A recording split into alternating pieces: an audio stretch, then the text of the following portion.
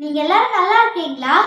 Anti, uncle, brothers and sisters, praise the Lord.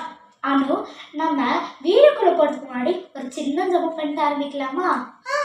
ஜெபம் பண்ணலாமே ஷிகா. ஆரம்பி அனு. ஆவியான் பிதாவே, அன்பான் தேவனே, ஏசப்பா இந்த வீடியோ பார்த்துக்கிறவங்க எல்லாரையும் ஆசீர்வதிங்க ஏசப்பா. அவங்க குடும்பங்களை ஆசீர்வதிங்க ஏசப்பா. ஏசப்பா எங்களையும் ஆசீர்வதிங்க ஏசப்பா. நாங்கள் சொல்கிற கதை வசனம் அவங்களோட இருக்கத்தக்க கிருபை செய்யுங்க ஏசப்பா. ஏசுங்களும் ஜபங்களும் நல்ல பிதாவே, ஆமென். ஷிகா, இன்னைக்கான வசனம் என்னது? ஏசப்பா நமக்கு 2 வசனம் கொடுத்திருக்காரு. லூக்கா 6ஆம் அதிகாரம் 38ஆம் வசனம். லூக்கா 6ஆம் அதிகாரம் 38ஆம் வசனம். கொடுங்கள் அப்பொழுது உங்களுக்கு கொடுக்கப்படும், கொடுங்கள் அப்பொழுது உங்களுக்கு கொடுக்கப்படும்.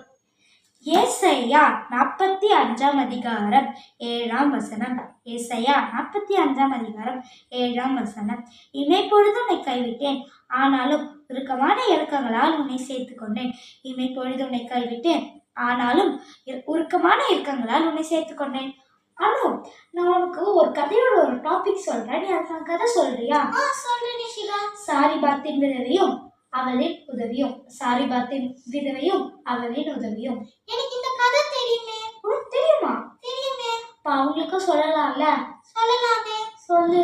ஒரு நாள் இஸ்ரவேலுன்னு ஒரு ஊர்ல எலியா தாத்தான்னு ஒரு தாத்தா இருந்தாரா.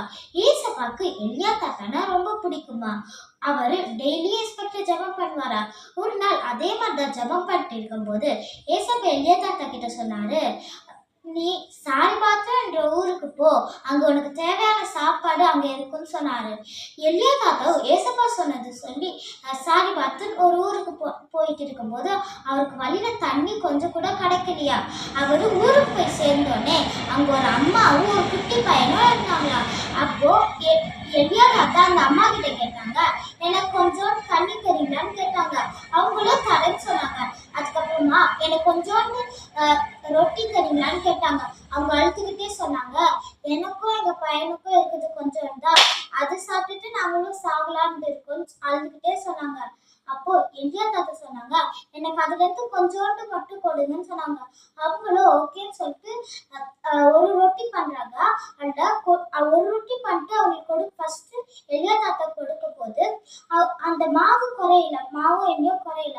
அதுக்கப்புறமா 2வது ரொட்டியை பண்ணும்போது மாவு எண்ணெய் குறையில, 3வது பண்ணும்போதும் குறையில. அதே மாதிரி அவங்களுக்கு 3 வருஷம் அந்த எண்ணெயும் மாவு குறையாமலே வந்துச்சா. அந்த பஞ்சக்காலம் முடிகிற வரைக்கும் அவங்களுக்கு குறையாமலே வந்துச்சா. ஷிகா, இதோட அர்த்தம் என்னது? இதுல இருந்து என்ன தெரியுதுன்னா, நம்ம கிட்ட கொஞ்சமா இருந்தாலும் அது மற்றவங்களுக்கு கொடுக்கும் போது ஏசப்பா அதை ஆசீர்வதிப்பாரு ஏசப்பா சொல்றாரு. அனு, நம்ம ஒரு பாட்டு பாடலாமா? பாடலாமே. உன்னதமானவரின் உயர் மறைவில் இருக்கிறவர், சர்வ வல்லவரின் நிழலில் தங்குவார், இது பரமசிலாக்கியமே. சர்வ வல்லவரின் நிழலில் தங்குவார், இது பரமசிலாக்கியமே. ஆமென்.